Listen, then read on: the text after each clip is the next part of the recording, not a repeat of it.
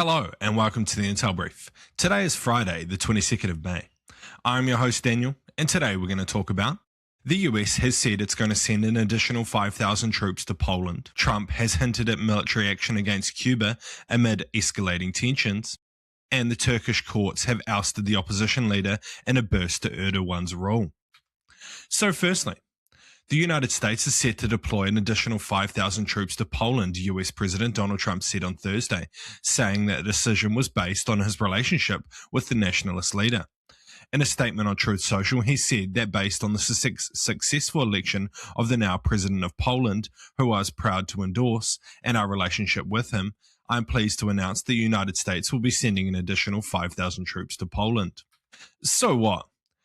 I think it's a bit strange that Trump kind of phrases this as like a reward for electing a leader that he likes. There are downsides to having US troops in your country. While they do provide protection and security, they do cost money. Like generally the US doesn't pay for everything and the host country has to fund some of their deployment there. So it doesn't come without strings. I think it's also unlikely to change much outside of possibly increasing the costs to both Poland and the US military if they need to build new bases to house these 5,000 troops, sorry. That's not a small number. That basically requires an entire new military base. And if Trump is going to chop and change where he's deploying his troops, it's going to be tough for logistical chains to keep up and keep these bases up to the levels required to, have US troops deployed there long term.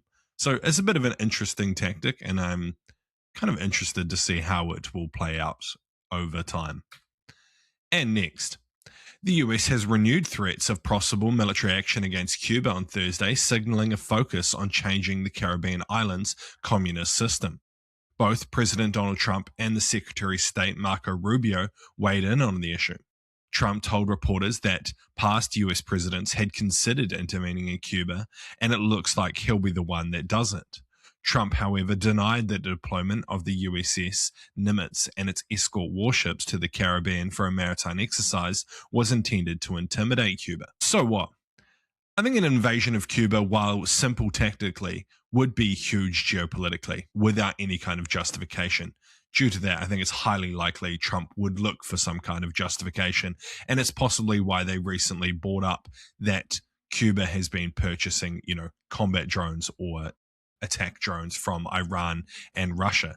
This is possibly the kind of instigation they need to take military action, though without Cuba actually using one of these drones, I think it's unlikely that that justification would be bought on the international stage. Preempting an attack by Cuba would be a massive move. And lastly, the Turkish president Recep Tayyip Erdogan was handed a considerable boost on Thursday when the appeals court in Ankara annulled the Congress which elected Özgür Özel as the leader of the opposition CHP party. Özel was the chairman of the CHP party at the 2023 Congress, taking over from the former opposition leader who had been a 77-year-old politician and was considered little threat to Erdogan's ruling party. Under Özel, however, the CHP has boosted in polling and become neck-to-neck with the ruling party, who Erdogan controls, while Özel himself became the face of a massive street protest in March 2025 following his arrest and imprisonment of the former Istanbul mayor and CHP presidential candidate. So what? Though this is unsurprising, it's still sad to see. Erdogan has made it clear that he isn't going anywhere, and if there is any opposition, he will use dirty tricks, imprisonment, false crimes, etc. to remove them from the chessboard to ensure that he maintains his rule of the country, though he is getting on in age and will possibly need to step down in the not too distant future. I think the biggest takeaway here is currently the West has enough enemies to deal with without them needing to put any pressure on Turkey, allowing Turkey to basically do whatever they want under Erdogan, where it comes to democratic rights.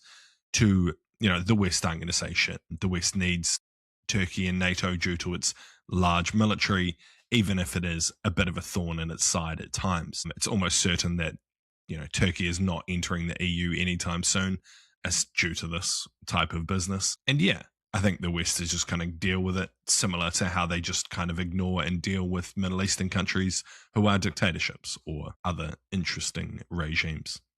So yeah, that's been the Intel Brief. I've been your host, Daniel, and I'll see you again on Monday, maybe Tuesday. Depends. See you.